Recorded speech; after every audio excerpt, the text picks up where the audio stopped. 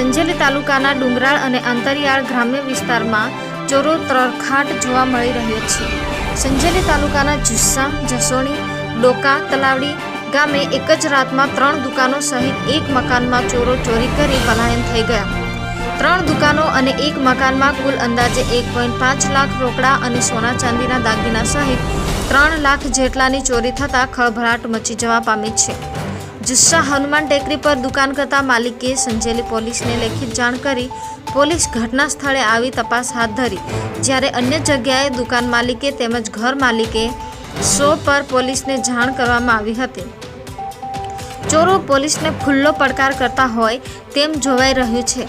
જુસ્સા હનુમાન ટેકરી ખાતે જ્યાં ચોરોનો બનાવ બન્યો ત્યાં થોડા દિવસ અગાઉ પોલીસનો પોઈન્ટ પણ ચાલુ હતો, પરંતુ અચાનક જ પોઈન્ટ બંધ કરી દેતા ચોરીનો બનાવ બન્યો તેવા અનેક સ્થાનિકો તેમજ ગ્રામજનોનું રજૂઆત કરાઈ।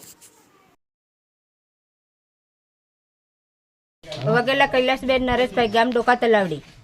મારા ઘરમાં ચોરી થઈ છે।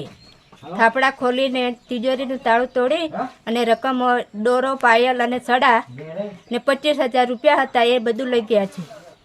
ક્યારે ચોરી થઈ? રાત્રે થઈ આજે। અમે બહાર અંદર આમ ઓસરીમ સુતેલા હતા ને પાછલા ભાગ